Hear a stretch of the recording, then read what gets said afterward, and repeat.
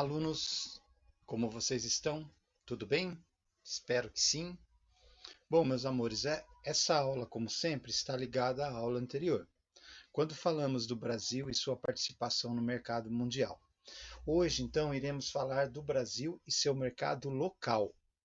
Qual a sua importância para seus vizinhos e sua participação nesse mercado, principalmente aqui na América do Sul. Vamos lá, então? Então, é a aula 4, segundos anos do ensino médio. As habilidades identificar dados, representações e informações encontradas em cartas e mapas para identificar e comparar o papel de cada país no processo de integração econômica da América Latina, notadamente no Cone Sul.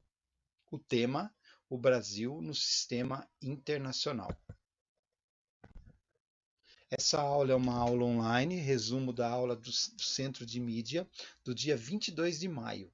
Foi da quarta semana, ainda conteúdo do primeiro bimestre, mas as atividades dessa aula já contarão para o segundo bimestre, entendido?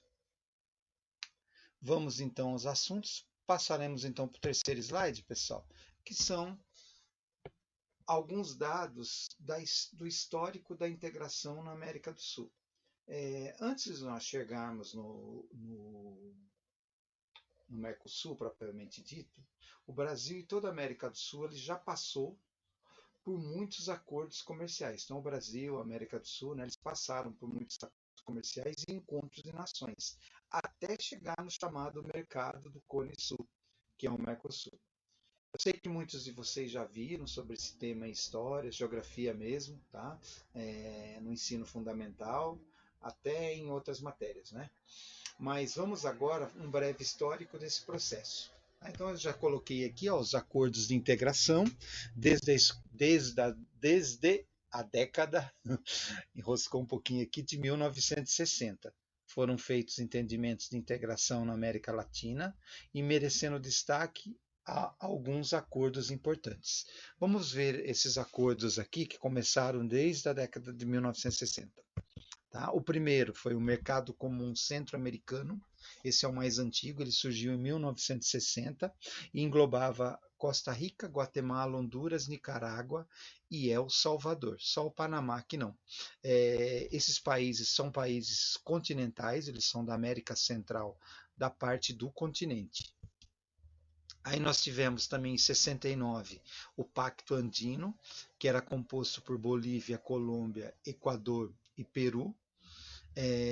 São países da Cordilheira dos Andes, eles também tiveram esse pacto aí de abrir a fronteira para formar um mercado aberto aí para fortalecer a economia. Então, já na época de 1969, eles pensavam nisso. Tá? Tivemos também a Comunidade do Caribe em 1973. Tá? Aí já seriam também da América Central, só que os países das ilhas, tá? Cuba, Haiti, Jamaica, República Dominicana e por aí vai. Tá? Em 1985, nós tivemos o primeiro acordo aqui na América do Sul. Foi um acordo bilateral. Por quê? Composto de dois países, né? Tá? Lateral. Então, dois países, né? Dois encontros entre Brasil e Argentina. Só em 1989 que nós tivemos o Tratado de Integração e Cooperação. E aí entrou também a integração do Uruguai nesse Tratado de Integração e Cooperação. Então, foi um breve histórico aí dos acordos de integração até chegar em 1991. Tá bom, pessoal? Bom, agora que nós já estamos integrados um pouquinho no assunto, vamos conhecer então a estrutura do Mercosul. Bom, nós temos um histórico também. A estrutura do Mercosul, pessoal, ela está montada da seguinte forma, tá? Ela ocorreu, a primeira reunião ocorreu, aliás, tiveram várias reuniões, né? A reunião mais importante ocorreu em Assunção, no Paraguai. Então foi a cidade que sediou o famoso Tratado de Assunção e por meio do qual o bloco foi fundado. Tá? Então tiveram uns acordos anteriores, mas que culminou com o Tratado de Assunção em 1991. A partir daí foi fundado o Mercosul. Já 30 anos de Mercosul, o Tratado de Assunção aí foi quando iniciou o, o Mercosul. Os primeiros países integrantes desse tratado, Argentina, Brasil, Paraguai e Uruguai, e esses membros assinaram em definitivo o acordo em 26 de março de 1991. Tá? Então, a data mais específica aí para vocês. A união de países com interesses comuns de crescimento econômico, integração social dos membros, e o principal bloco econômico da América Latina. Até hoje, ainda entre os países aqui da América Latina, o maior bloco, ou o principal bloco, é o Mercosul. O objetivo: buscar garantir a livre circulação de bens, serviços e fatores produtivos entre os países membros, por meio de eliminação de barreiras alfandegárias e restrições não tarifárias à circulação de mercadorias e de qualquer outra medida de efetivo equivalente. Então, o que acontece? Uma mercadoria produzida no Brasil, ela tem livre acesso à Argentina, Uruguai ou Paraguai.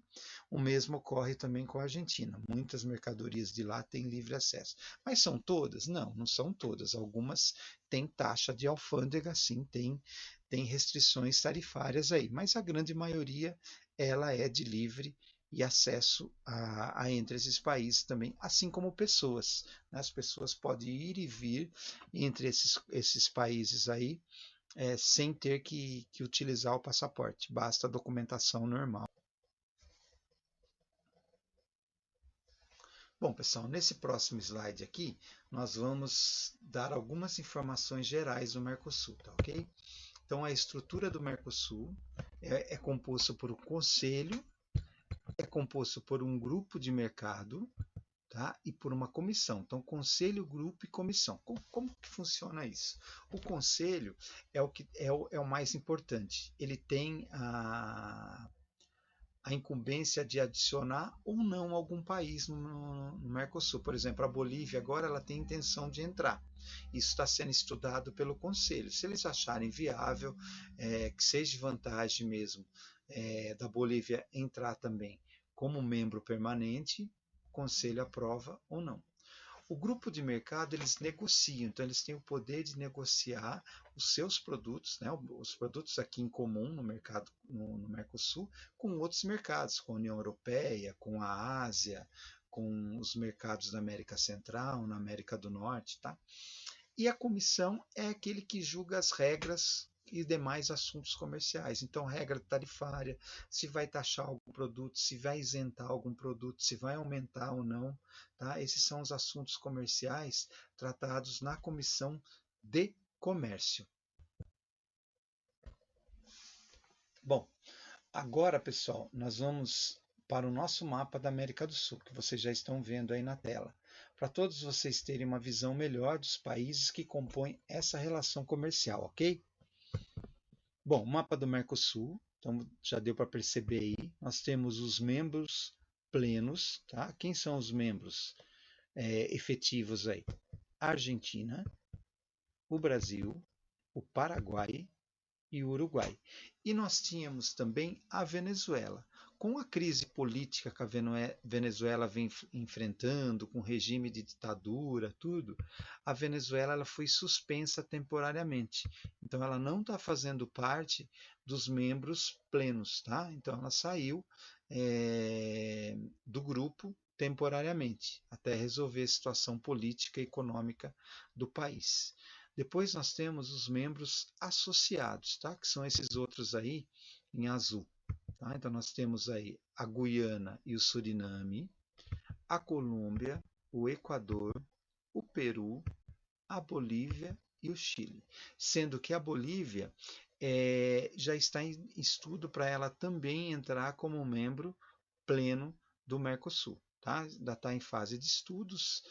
Tá? Esqueci de um detalhe também, pessoal. Nós temos um país observador, que é o México. Tá? O México ele não faz parte do Mercosul e nem é membro associado.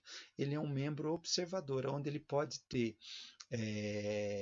relações econômicas e políticas com esses países, e também como um país que dê palpites, que seja um membro conselheiro também desses países para ajudar na evolução do mercado comum, tá?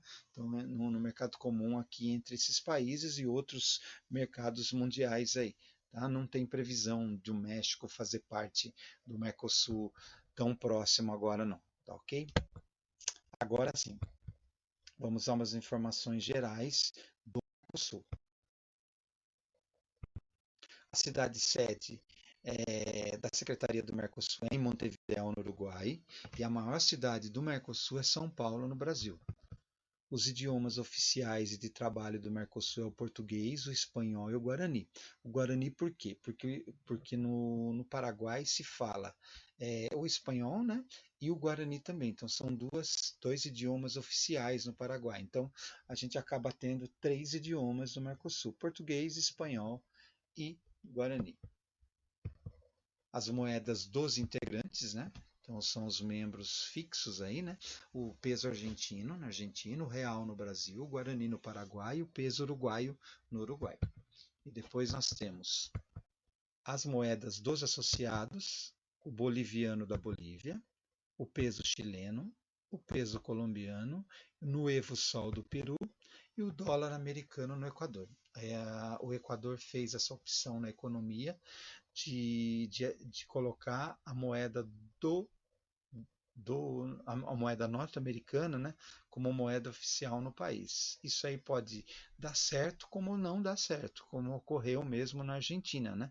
A Argentina resolveu adotar a política do dólar americano e ela entrou numa recessão sem tamanho, né? Espero que dê certo no Equador esse tipo de economia aí, tá bom? Bom, no próximo slide, então, pessoal, nós vamos fazer uma atividade muito semelhante à da aula anterior, tá? Então, vamos lá. Mentalmente vocês irão responder, em seguida vamos ver se você prestou atenção na aula até agora, tá bom? São 3 perguntas. A primeira, quais são os países membros do Mercosul?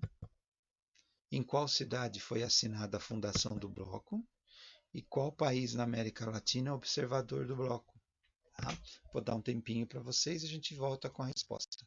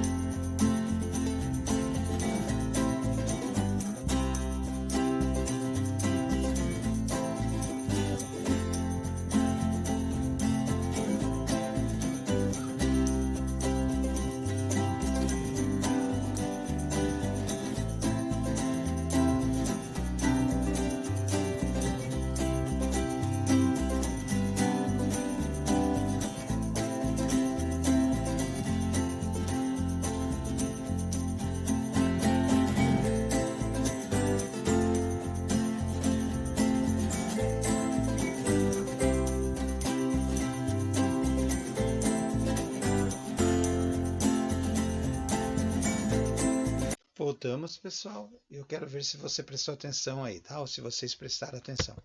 Então, as respostas são essas. Vamos lá. Primeira, quais são os países membros do Mercosul? Argentina, Brasil, Paraguai e Uruguai. E a Venezuela, professor, não está? Não, a Venezuela está suspensa. Então, os países membros temporariamente são os 4, tá? Argentina, Brasil, Paraguai e Uruguai. Em qual cidade foi assinada a fundação do bloco?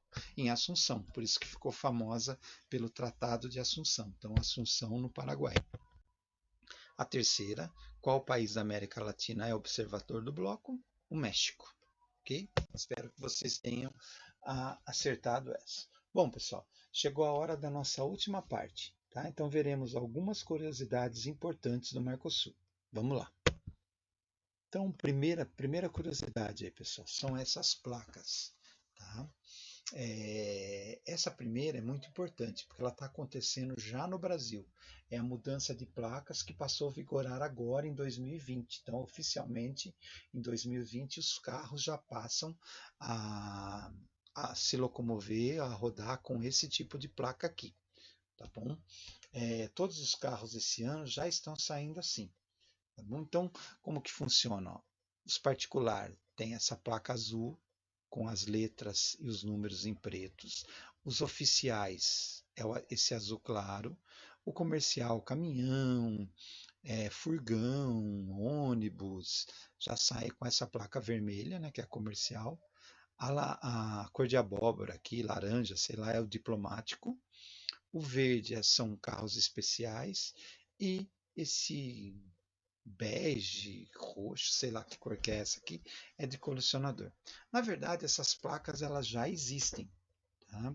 Elas já existiam há um tempinho, tá? Essas placas já estão vigorando há mais tempo na Argentina, Uruguai, e o Paraguai também já tinha aderido. Faltava só o Brasil. Mas aí você pergunta, mas professor, qual o motivo dessa mudança aí? É porque com a unificação das placas, pessoal, os países membros poderão coibir em grande parte dos roubos de automóveis, caminhões e localizar também com mais facilidade cargas roubadas, pois o sistema agora ele vai estar integrado com todos os países membros. Vamos a mais uma curiosidade, então, agora. Essa aqui é sobre a migração interna. Então, vocês estão vendo aí o passaporte do Mercosul, todos eles têm esse mesmo desenho, só muda aqui em cima, tá? Então, no caso nosso, é República Federativa do Brasil. Se fosse do Paraguai, teria o nome do país, do Paraguai, da Argentina, do Uruguai, tá? Então, todas têm isso aqui, ó, passaporte Mercosul. Ah, mas você não falou que a gente tem livre acesso? Sim. O passaporte ele tem a mesma procedência de qualquer lugar que você for para outros países do globo, tá?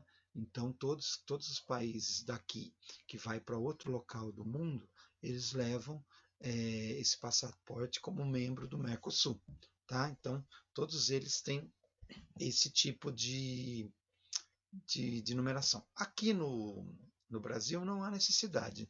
Entre o Brasil e esses países você tem livre acesso, basta a sua identidade, uma documentação sua para você poder frequentar os países aqui do Mercosul. Se tiver o passaporte, melhor ainda, mas não está obrigatório, não é obrigatório vocês utilizarem o passaporte para esses países que fazem parte dos países membros do Mercosul. Tá?